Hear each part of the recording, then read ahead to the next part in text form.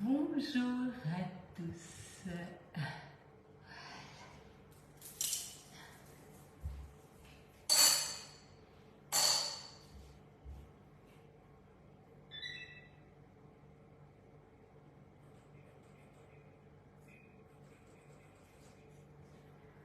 Bonjour à tous. Voilà, on se retrouve ce matin pour une recette de saison. On va faire la pastilla de courgettes. Donc là, je pense qu'on est tous d'accord. On en a plein le frigo ou le jardin. Donc on va faire une recette avec ça. Isabelle, bonjour Marie, bonjour Nathalie, bonjour Monique, bonjour Françoise. Alors on va commencer cette recette qui sera notre repas de ce midi. Et pour cette recette, il va nous falloir donc des feuilles de briques. Il nous faut le moule grand rond. Donc celui-ci, je l'ai déjà utilisé la semaine dernière. Il nous faut de la courgette, il nous faut des feuilles de menthe, de basilic, du parmesan, des pignons de pain, du sésame et de la ricotta. Donc c'est une recette vraiment que j'aime bien faire. Ça change un peu de ce qu'on fait habituellement. C'est pas une tarte, c'est pas une quiche. Voilà, et c'est très léger. Donc on va commencer par, bonjour à tous, on va commencer par prendre les feuilles de briques et les détacher de leur papier. Vous allez prendre toutes les feuilles de briques, vous allez les mettre ensemble et ici on va venir les découper en 4. Oui, merci, ça va très bien, super. Il fait juste un peu très chaud et c'est vrai que c'est assez désagréable quand on cuisine, mais bon, en même temps, il faut quand même manger et on ne peut pas manger que de la salade. Donc voilà. Alors là, je prends les feuilles de briques, je les coupe en 4, voilà, et on va venir les badigeonner avec du beurre fondu. Alors ça, c'est vraiment, j'ai presque envie de dire, ce qui va me prendre le plus de temps dans cette recette. Après, elle est vraiment hyper facile et rapide à réaliser. On peut également les mouiller avec de l'huile si vous préférez. Vraiment, il n'y a aucun problème. Bonjour à tous. Merci d'avance pour tous vos partages, pour tous vos retours que vous me faites au niveau des recettes que vous réalisez. C'est génial. Voilà. Donc là, on va déjà commencer par prendre le pinceau. On va commencer par badigeonner. Alors moi, je ne mets pas trop de beurre, hein, donc je les remets les uns sur les autres. Comme ça, ça va les graisser automatiquement. Donc le pinceau, je vous disais, hein, donc il est vraiment super pratique puisque en fait il maintient bien la préparation dans les poêles et du coup vous pouvez vraiment bien badigeonner ou dorer à l'œuf sans aucun souci, sans que vous n'ayez des striures qui ne sont pas très esthétiques sur vos préparations. Voilà. Donc on dresse la feuille de brique déjà pour qu'elle soit plus croustillante, plus souple, hein, donc ça c'est vraiment bien. Et vraiment, il ne faut pas non plus penser qu'il faut mettre beaucoup de beurre, hein, ou beaucoup de matière grasse. Vous prenez juste un peu sur votre pinceau, vous en mettez par-dessus, vous les remettez les uns sur les autres et ça va les graisser automatiquement. En tout cas, j'espère que vous allez tous très bien et que vous passez un bel été, surtout donc la fin des vacances hein, qui approche. Donc nous, on va donc déjà penser, c'est gentil, merci beaucoup Annie, on commence déjà à penser au mois de septembre, hein, et le mois de septembre, hein, on commence déjà un tout petit peu par anticiper les fêtes de fin d'année, parce que voilà, on va déjà un peu réfléchir à comment on s'organise, qu'est-ce qu'on va faire, et voilà, on a vraiment de belles choses à vous faire découvrir sur cette fin d'année. Donc n'hésitez surtout pas à continuer à me suivre, vous allez voir, on aura de belles choses à vous montrer. Voilà.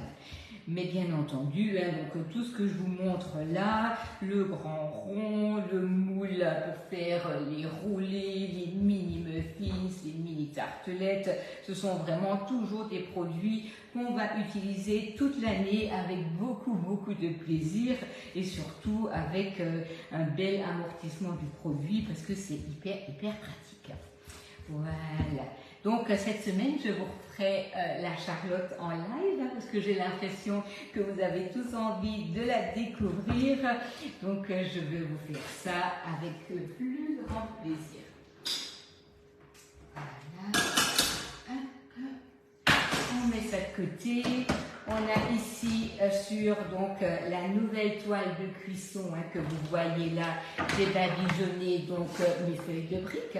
Là, je vais reprendre donc mon moule grand rond et on va venir plaquer les feuilles dans le moule. Hein. Donc là, vous en prenez 4 comme si vous aviez en fait la feuille en une fois. Hein. Donc vous pouvez soit les mettre comme ceci dans les moules les uns. Je vais prendre ça un peu plus vers moi. Voilà, comme si vous reconstituez votre feuille et une fois que vous en avez 4 les uns sur les autres, vous le plaquez en fait dans le moule. Pas de souci Jacqueline, pas de souci. Voilà, donc là on prend 4 quarts de feuilles, on les superpose les uns sur les autres et on pousse ça à l'intérieur du moule. De toute manière, maintenant on va préparer nos légumes. Salut Aurore.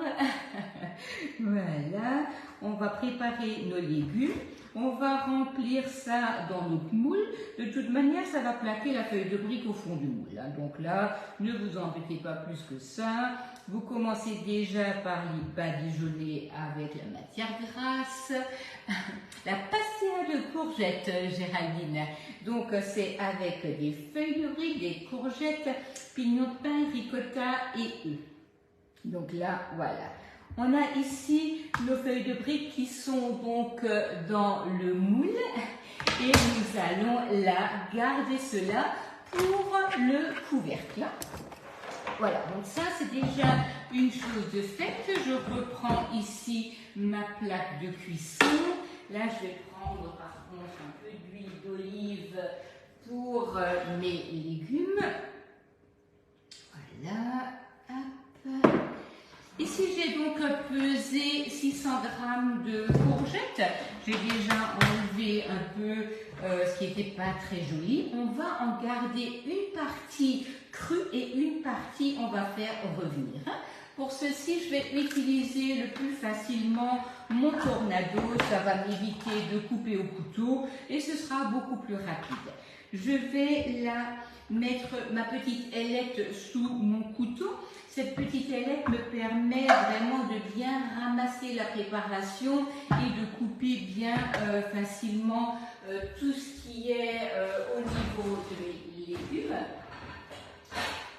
Voilà, donc là, on va couper en petits morceaux, donc en petits cubes, le légume. On va venir le mettre dans le tornado et une partie, on va faire revenir. Donc revenir avec de l'huile d'olive dans la casserole. Casserole, poêle, ça n'a aucune espèce d'importance. On ne va pas le faire griller, on va juste un peu le faire cuire.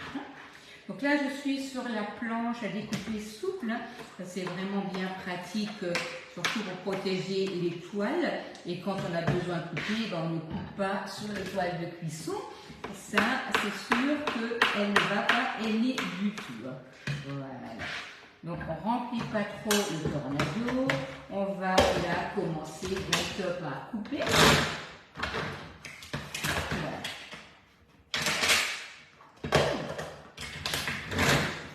Qu'est-ce qui se passe?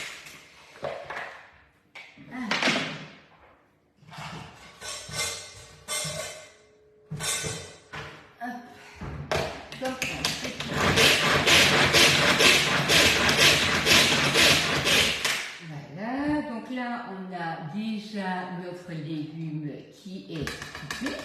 Une partie, on va venir la mettre dans la casserole et on va couper le reste. Voilà. Donc aucune importance, un peu plus gros, un peu plus fin, vraiment. Ne vous embêtez pas, ça ne se verra pas, ce sera dans la brique bien fermée. Ça n'a aucune espèce d'importance. Voilà, surtout, n'hésitez pas, hein, je vous l'ai déjà dit plusieurs fois, si vous avez des envies particulières au niveau des recettes à voir, j'entends et je lis ce que vous me demandez. Je ne vais pas vous dire que je vais le faire à la minute, mais ça restera dans les idées à programmer. Donc voilà, n'hésitez surtout pas si vous avez besoin de voir quelque chose en particulier, quelque chose que vous n'osez pas faire, ou voilà, quelque chose que vous aimeriez apprendre à faire.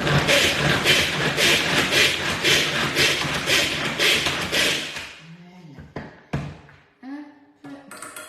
Donc là, le reste que j'ai ici, je vais le couper. Alors aujourd'hui, je fais la pastilla de courgettes, Brigitte. C'est en fait une recette qui va nous servir de repas. C'est un repas, enfin c'est un plat complet là. Donc voilà. C'est vrai que moi j'aime bien varier les plaisirs au niveau du repas, mais pas forcément tous les jours avec la viande. Donc ça me permet ce genre de repas d'avoir quand même quelque chose de bien complet. J'accompagne ça avec des crudités et voilà, ça me va très bien. Voilà. Mais rien n'empêche de mettre bien sûr une viande avec, hein. Ça ne pose aucun souci. Voilà.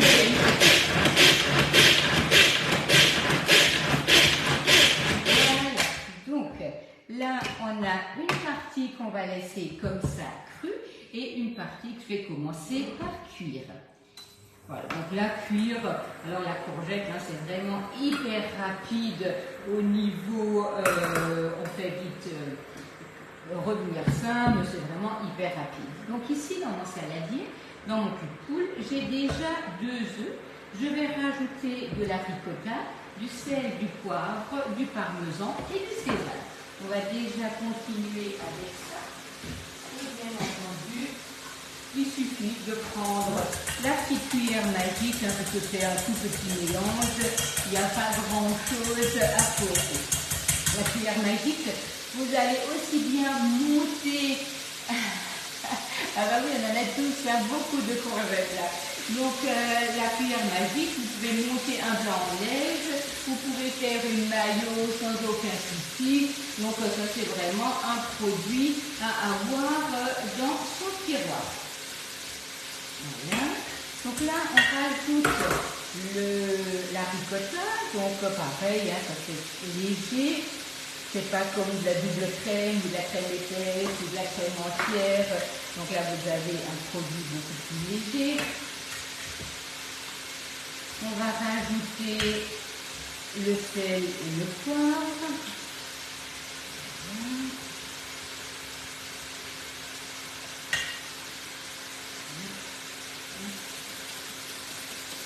C'est vraiment délicieux, vous allez voir, c'est une recette à faire et à refaire. C'est pas du tout une nouvelle recette, hein. D'ailleurs je l'ai déjà mise sur le club, je vous mettrai le lien. Par contre, ça permet surtout voilà, de ne pas oublier certaines petites recettes qu'on aime bien faire. Et parfois on y pense, hein, tout simplement. Hein. Donc ça c'est génial. Voilà. Sel, poivre, parmesan.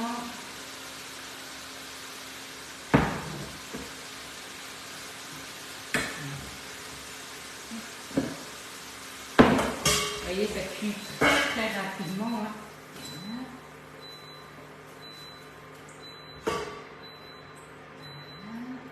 Donc là, j'ai un peu de pignon de pain qu'on va faire juste griller dans la casserole. Bonjour, bonjour, bonjour à tous. Voilà, donc là, on va un peu faire griller les pignons fins. Juste à sec, ça donne un super goût. Donc les spatules, là, vous y penserez, il n'y a aucun risque, vous pouvez les mettre dans le caramel, dans la poêle, vous pouvez les utiliser pour mélanger, ça c'est génial.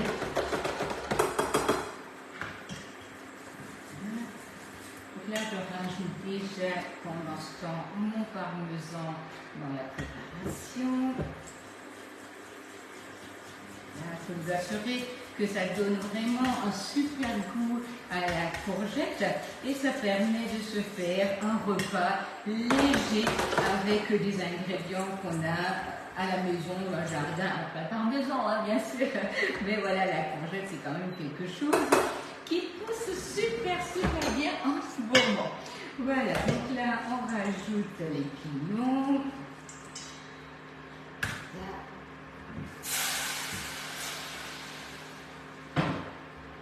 Voilà, donc là on a déjà les pignons, les courgettes. Là je vais rajouter les courgettes crues. Donc on n'a pas fait revenir, hein, ça va donner une mâche différente de l'un à l'autre. Ici j'ai de la menthe et du basilic. Je vais couper ça un tout petit peu avec également le tornado et le rajouter. Ah oui, ça sent bon là.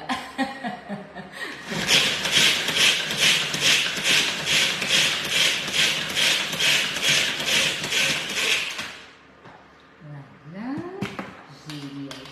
Voilà. Donc là, on rajoute les petites herbes du jardin. Et la menthe, ça donnera vraiment un goût hyper frais.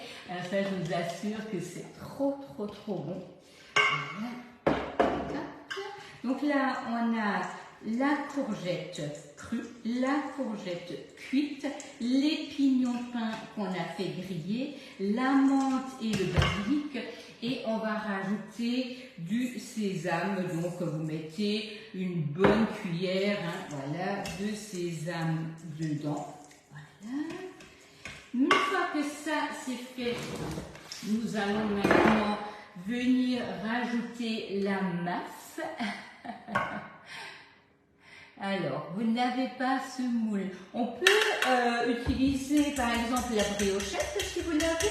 Vous pouvez utiliser un moule à tarte sans aucun problème ou des muffins, un mini muffin, grand muffin, ça posera aucun problème. Mais le moule à tarte irait vraiment très bien. Si jamais vous êtes équipé d'un moule à tarte, vraiment aucun souci. Voilà. Donc là, on vient mélanger donc, nos légumes, la ricotta, les œufs, le parmesan. On va mélanger tout ça. Je vais vérifier l'assaisonnement, éventuellement rectifier. Puis on va venir remplir nos empreintes. Voilà. On a toujours, quand il fait chaud comme ça, on ne sait pas trop quoi faire à manger, mais voilà, on n'a pas forcément toujours envie de manger froid, et ça, ce sont des recettes qui sont super. Parfait. Qui sont super à faire, vraiment, elles ne sont pas compliquées, et ça permet quand même, voilà, d'avoir un bon repas chaud. C'est important. Et ça fait quand même toujours plaisir quand on rentre à la maison et que tout embaume.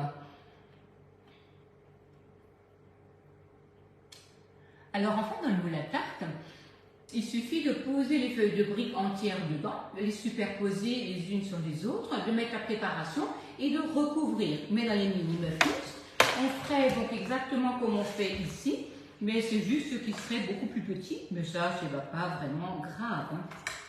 Voilà. Mais dans le moule à tarte, ça va très bien. On utilise la feuille de brique à la place donc d'une pâte. Voilà. Donc là, on vient remplir notre préparation dans la brique. Puis j'ai encore des feuilles de brique qui sont là à côté de moi.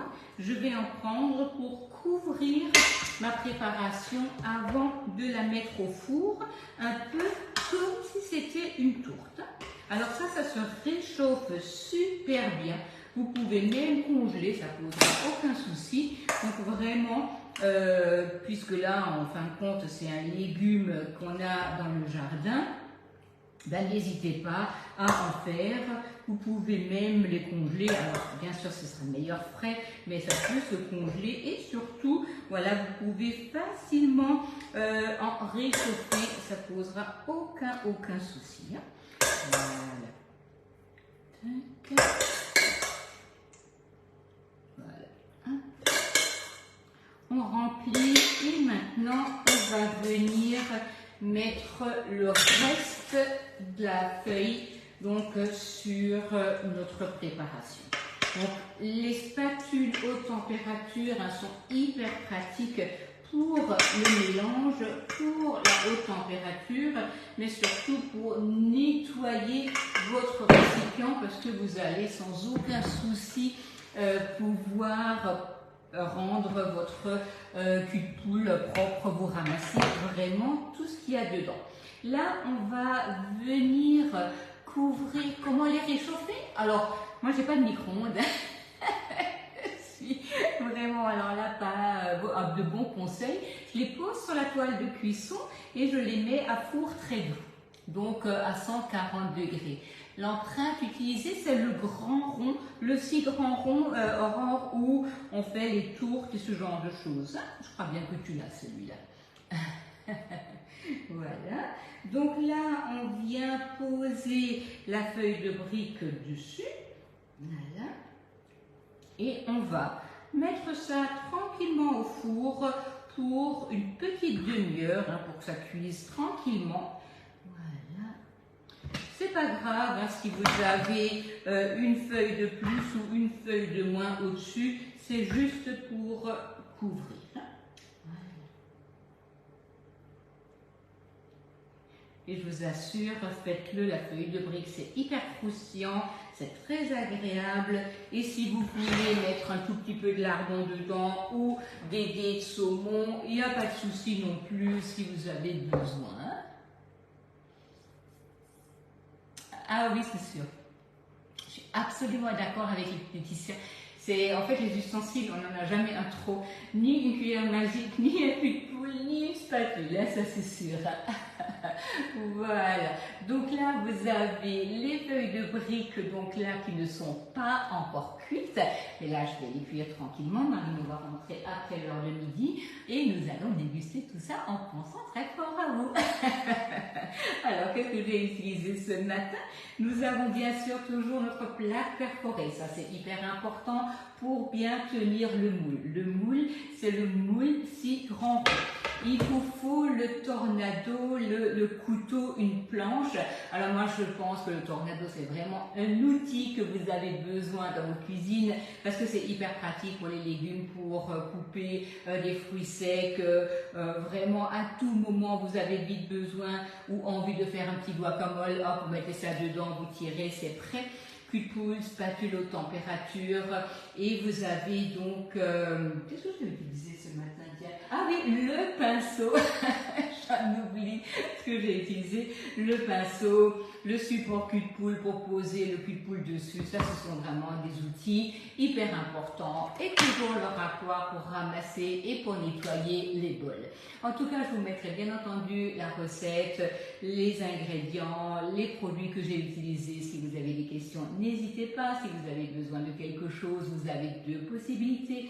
Soit vous passez par la boutique, soit vous m'adressez directement votre commande. Mais je réponds aussi avec grand plaisir à vos questions. N'hésitez pas. Je vous souhaite une bonne journée, un bon appétit. Donc le prochain live, c'est la Charlotte. Charlotte au chocolat pour les gourmands. Je sais que c'est pas le moment de faire du chocolat, mais le chocolat, on peut le manger à tout moment, ça pose aucun souci. Je vous mettrai le jour et l'heure avec le plus grand plaisir. Je vous dis à très bientôt. Ah oui, le guacamole de Bissey. Oui, absolument. Sur plusieurs jours d'ailleurs. Je vous souhaite une bonne journée et je vous dis à très vite.